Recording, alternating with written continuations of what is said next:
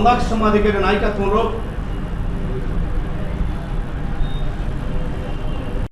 పిలుపులో భాగంగా ప్రకాశం జిల్లాలో ఉన్నటువంటి అభ్యర్థులకు ప్రకాశం జిల్లా పక్షాన మా సంపూర్ణ మద్దతు ప్రకటించడం జరుగుతుంది. మాదిగ రిజర్వేషన్ పోరాట సమితి ఎస్సీ వర్గీకరణ లక్ష్యంగా గత 30 సంవత్సరాలుగా అలుపెరగిన పోరాటం చేస్తున్నటువంటి సంగతి మనందరికీ తెలిసిందే. 1997, 99 మధ్య అప్పటి ముఖ్యమంత్రి గౌరవనీయులు నారా చంద్రబాబు నాయుడు గారు ఎస్సీ వర్గీకరణ పట్ల సానుకూల వాతావరణంలో రామచంద్రరావు కమిషన్ వేయటం, ఆ కమిషన్ నివేదిక ఇచ్చిన వెంటనే అసెంబ్లీ తీర్మానంతో ఎస్సీ వర్గీకరణ అమలు చేయడం జరిగింది. ఎస్సీ వర్గీకరణ అమలు కాకముందు ఉమ్మడి ఆంధ్రప్రదేశ్ లో 80 లక్షలు ఉన్నటువంటి మాదిగలకి 20,000 ఉద్యోగాలు రాలేదు. మా సోదరులైనటువంటి మాల సోదరులకి 45-50 లక్షలు ఉన్నటువంటి వాళ్ళకి 45,000 ఉద్యోగాలు వచ్చినాయి. అయితే చంద్రబాబు నాయుడు గారు మాదిగలకు అన్యాయం జరుగుతుందని చెప్పని మేము విన్నవించుకున్నప్పుడు ఆయన మంచి మనసుతో, పెద్ద మనసుతో ఆ యొక్క కమిషన్ వేసిన వెంటనే, కమిషన్ నివేదిక ఇచ్చిన వెంటనే ఎస్సీ వర్గీకరణ తీర్మానం చేసి అమలు చేయడం, వెంటనే 4 సంవత్సరాలలోనే 23,000 ఉద్యోగాలు మాదిగ జాతి బిడ్డలకు అందడం జరిగింది. మరి అంటే గతం కంటే వర్గీకరణ అమలైన తర్వాత ఎంత లబ్ధి పొందారో మాదిగ జాతి బిడ్డలు కళ్ళారా చూశాం. అలాగే డాక్టర్ సీట్లు, మెడిసిన్ సీట్లు ఎన్నో అభివృద్ధి చెందడం జరిగింది. ఆ వెంటనే మా సోదర వర్గమైనటువంటి సోదరులు ఓర్చుకునే తత్వంతో సుప్రీంకోర్టుకి వెళ్లి కొట్టేయించడం జరిగింది.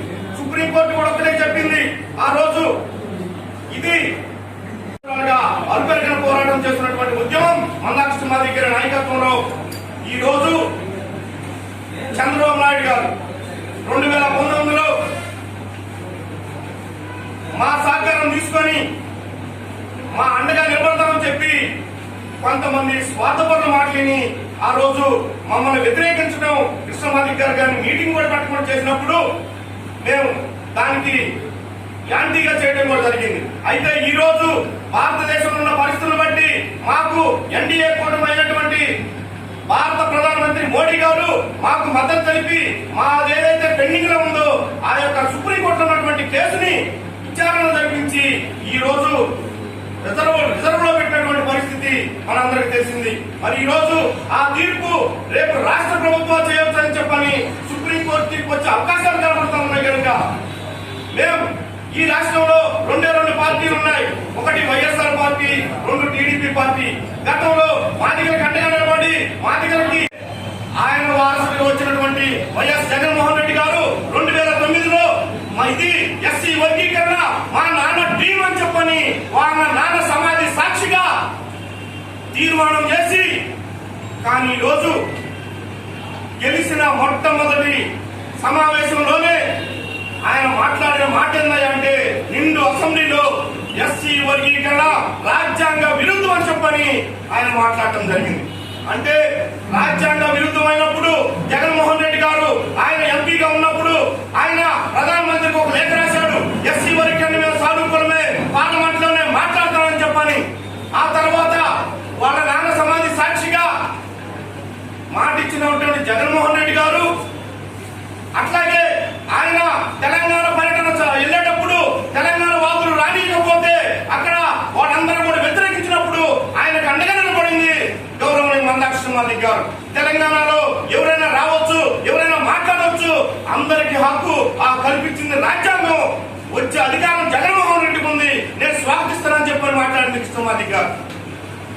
అలాగే ప్రత్యేక హోదా మీద గుంటూరులో దీక్ష చేస్తా ఉంటే వెళ్ళి మద్దతు తెలిపింది మందాక్షమాధి గారు మాదిగ రిజర్వేషన్ పోరాట సమితి ఆధ్వర్యంలో. అట్లాగే రైతు దీక్ష విజయవాడలో 1,00,000 మందితో దీక్ష చేస్తా ఉంటే మద్దతు తెలియజేసింది మందాక్షమాధి గారు. మరి వర్గీకరణ పట్ల ఈ రోజుకి నిమ్మకు నీరెత్తినటువంటి జగన్మోహన్ రెడ్డి ఎన్ని సందర్భాల్లో మాదిగ రిజర్వేషన్ పోరాట సమితి మందకృష్ణ మాదిగ గారు అండగా ఉండాలని తెలియజేస్తా ఉన్నాం.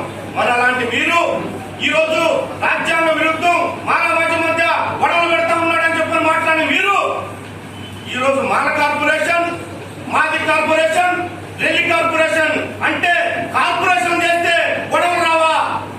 కార్పొరేషన్ చేస్తే గొడవలు రావా? వర్గీకరణ విద్యా ఉద్యోగ రంగాల్లో వర్గీకరణ విడగొట్టమంటే గొడవలు వస్తాయా? జగన్మోహన్ రెడ్డి గారు మేము ఒక్కడే చెప్తా ఉన్నాం, నువ్వు మాట తప్పని మడం తిప్పని నాయకుడు అని చెప్తా ఉన్నావు. ఈ రాష్ట్రంలో దొంగ ఎవరైనా ఉండాలంటే అది నువ్వు జగన్మోహన్ రెడ్డి అని చెప్పని మేము సభాలుస్తా ఉన్నాం.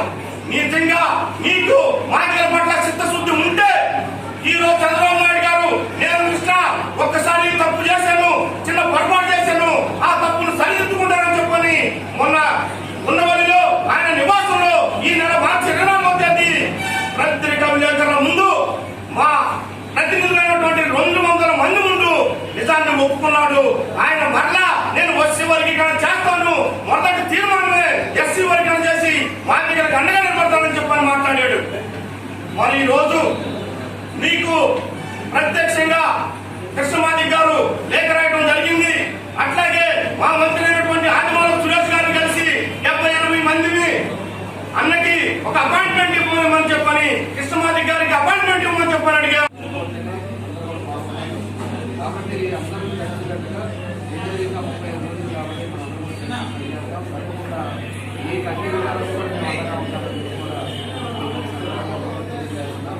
జిల్లాలో మీకు ఏ ఇబ్బంది వచ్చినా కూడా మన నియోజకవర్గంలో వచ్చినా జిల్లాలో పక్క నియోజకవర్గాలైనా కూడా మీరు నా దృష్టికి తీసుకొస్తే నేను తప్పకుండా దానికి సహాయం చేస్తాను, ఇబ్బంది లేకుండా చేస్తాను.